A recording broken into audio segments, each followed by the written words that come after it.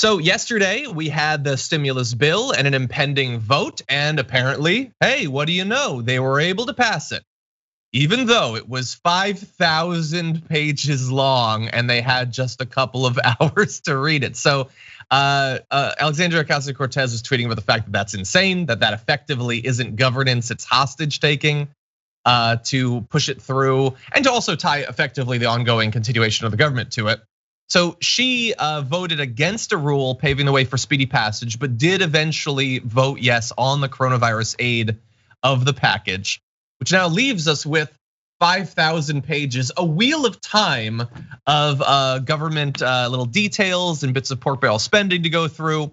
We've got a few details of that we're gonna get into in a second. Overall, Anna, though, we haven't yet gotten to speak about the package itself. Overall, what do you think with what we ended up with?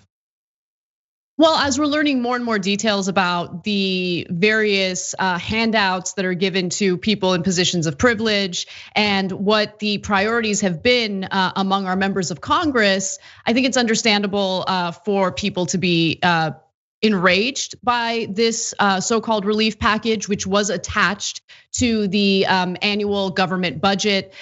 So there are all sorts of insane tax deductions that are available for wealthy people, for business owners. As many of you probably already know at this point, there is a lack of robust relief for ordinary Americans who are really dealing with the ramifications of this, the economic ramifications as well as the health ramifications of this pandemic. And what this really signals to me, and I think anyone who's been paying attention, is that our members of Congress do not fear us. And when I say us, I'm not talking about people in the media. I'm specifically talking about ordinary Americans. They don't fear their own constituents. It appears that they certainly fear their corporate donors, because there are certain goodies there for their donors. You can see that lobbying has taken or made a huge impact on this. But overall, I mean, it's beyond shameful to see how Congress is willing to neglect the best interests of their own constituents in favor of the rich and the powerful. We see this over and over again. Definitely, and yeah, as you said, and as you and Cenk already started previewing yesterday on the Young Turks, there's a whole bunch of nonsense in here. And so I wanna just touch on a few bits of it. Some of it you already know, I'm gonna add on some additional stuff. And look, it's a little bit complex in that the coronavirus aid bill is being bundled with these other big bills. And so some of the initial stuff that people were saying where like the COVID bill has such and such isn't technically true. It's not technically part of that. It's part of the overall funding. But that said, this stimulus bill could have been bigger. It could have been 1% bigger. It could have been 50% bigger. It could have been twice as big. These are all options that were talked about at various points. And so whether it's literally in the text of the bill itself, this is about where the government's priorities are and where it's willing to put its dollars. And you can't say that we can't afford to give people more money if at the same time you're passing, even if it's technically in other bills, money that are going to people who clearly don't need it. We're gonna give you some great examples of that. First, though, I do wanna mention that some of the stuff that's been stuffed in here is not strictly just about funding. There's also some regulations, new consequences for certain types of actions. These are significant, and I'm sure we'll go into more detail at some point. But for instance, Evan Greer of the digital rights group Fight for the Future pointed out that one stipulation in this bill threatens ordinary internet users with up to $30,000 in fines for engaging in everyday activities such as downloading an image and re-uploading it or sharing memes. Basically, there's all these things that have to do with online and digital rights that theoretically people could run afoul of that nobody would have expected would have been being passed during pandemic relief funding. So that's the first thing that jumps out. I don't know how many other things like this are in there because again, it's 5,000 pages and nobody who voted on it read it. So, but we're gonna get into the funding in a second, Anna, but I am very worried about other things like that. Just a couple of sentences that theoretically could criminalize all sorts of behavior and most people might not even know about it yet.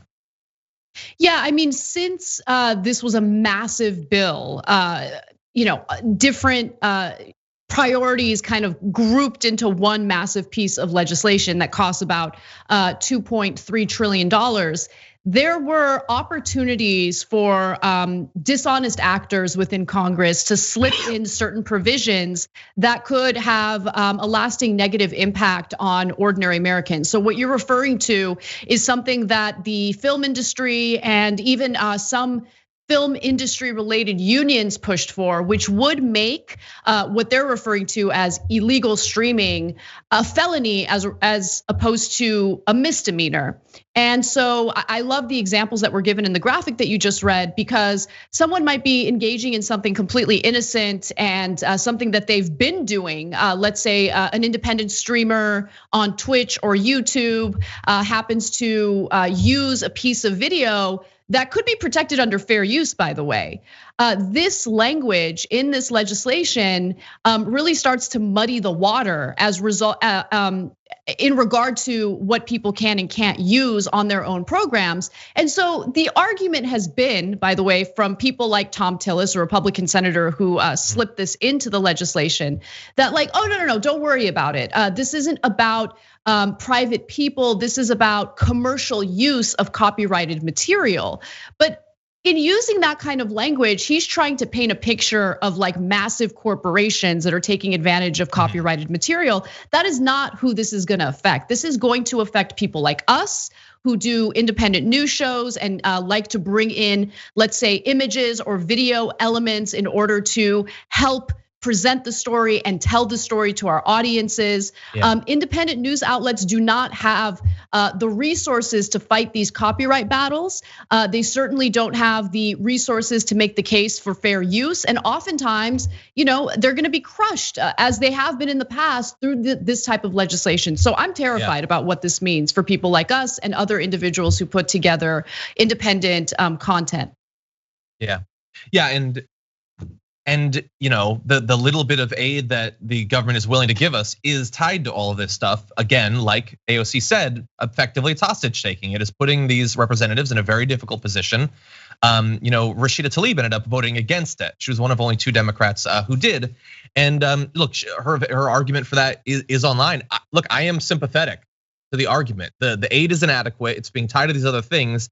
At the same time, people are really suffering. This is almost swore there. This is the bad situation that our government puts us and the actual good, honest people in government in all too often.